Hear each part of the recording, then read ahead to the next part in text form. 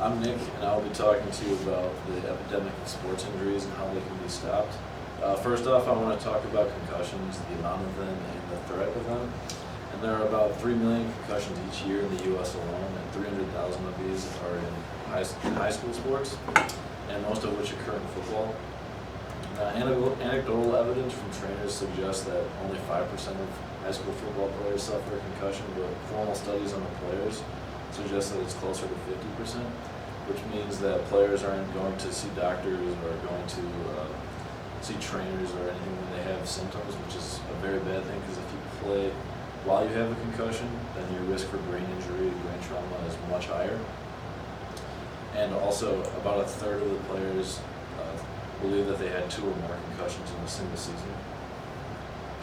And concussions, the reason they pose such a serious threat is because of their symptoms, which long-term can lead to depression, learning and memory problems, poor concentration, and multiple concussions can lead to CTE, which is chronic traumatic encephalopathy. I can't really pronounce that well, but it's a progressive degenerative brain disease, and that's actually what the movie Concussion was revolved around. And there was a outbreak of professional football players from, I believe, the 50s or 60s that experienced so much brain trauma, so many concussions, that they were depressed, and a lot of them actually committed suicide. And this disease is caused by just repetitive blows to the head, so that's why it's so common in football players and boxers and whatnot.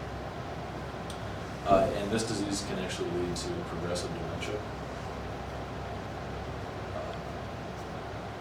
And even players that have just experienced one concussion in their lifetime, they can actually have long-term problems that develop in people that have had multiple. So they can still have memory problems, learning problems, and all these things. And because of that, they pose a serious threat to kids that are still in school.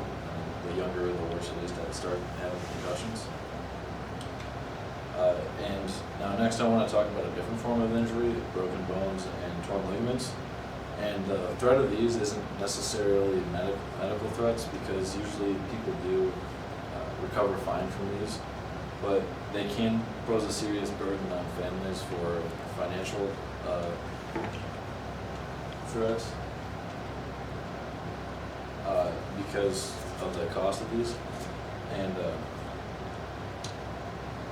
so they can pose a financial burden, and also it sucks missing out on stuff. So like if you have a broken arm or a broken leg or whatever in high school or something, like I'll talk about this later, but I actually tore my ligament twice in my knee, and it stinks missing out on stuff. And stress fractures, which occur from repeated contact to a certain area, account for about 10% of high school injuries, but they usually do recover just fine. And now I'll talk about my story. So I actually tore my meniscus twice, and the first time that I did it, I was playing hockey, and I took a hit in an awkward way and sort of fell down and twisted my leg. And when I got up, I couldn't really sustain any pressure on it, and I had to skate to the bench on one leg.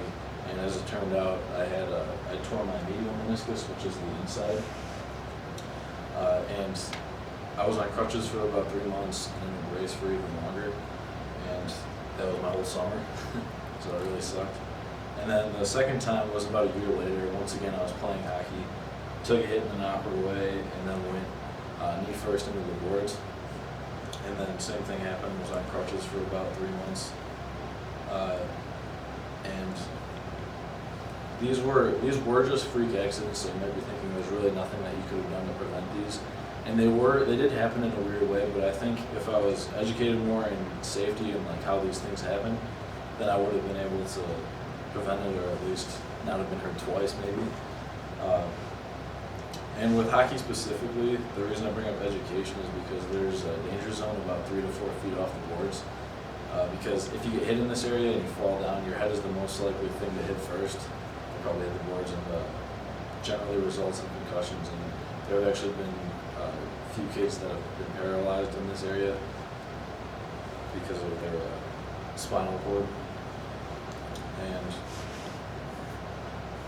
so next I want to talk about ways that we can lessen or even prevent injuries in sports.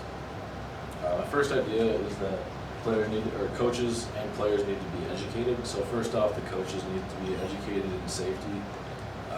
I think the biggest reason that kids are hurt at the developmental age, at least, is because they aren't taught properly how to give and take hits. And 86.4% of concussions in high school football were the result of head-down contact. So we need to start teaching players, get it instilled in them that this is not the way to hit. We have to do something about that.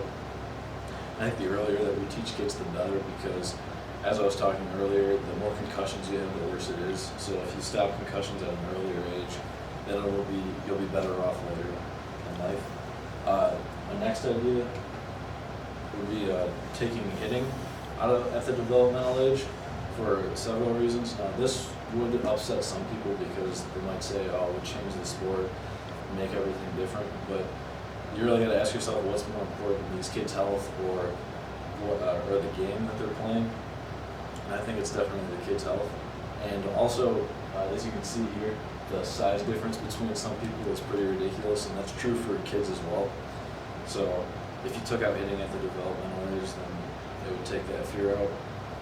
And also, I think that as a side effect, there could be a huge spike of increase in players, especially hockey and football, because these kids won't have to be worried about, "Oh, if I join now, I'll get killed." So you could see a huge skill increase.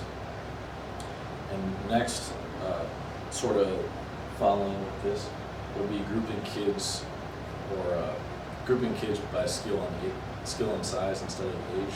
So obviously this wouldn't work at a professional level or collegiate or high school, but younger kids, as I was saying earlier, the size difference between some people is pretty crazy. So it would take the fear out of going against someone maybe twice your size. And also, another idea would be to make sure kids don't play with injuries, because a lot of kids get caught up, or even players at the professional level or collegiate level, they get caught up in the game and they think they'll let their team down if they decide not to play because they're injured. But what they don't know is that they're just they're giving themselves a much higher risk for serious injury. And also, they're most likely, if they're concussed or something, they're probably just going to be a liability out there. So their idea of, "Oh, I'm going to let my team down," it's not really a good idea to think that way. And then also, this kind of fits with that, would be having an athletic trainer at all levels on the bench at all times. And I know that there are at collegiate levels, professional levels, but I've even played in some high school games where there wasn't an athletic trainer. And I think that any level should always have an athletic trainer, because for one thing, they're more equipped to deal and diagnose or help with any injury that can occur on the field, ice, or whatever. And I think they should also have the final say in whether or not someone plays if they get hurt. And then lastly, I think that we should always be I think we should always be developing better equipment, and most importantly helmets, because if we develop better shock absorbing equipment, then concussions will lessen and so on. And so basically there's a lot of injuries happening in sports right now, and there's a lot we can do to stop it, but there's not many people are really doing anything about it. But I think it'd be very easy to stop, or at least lessen.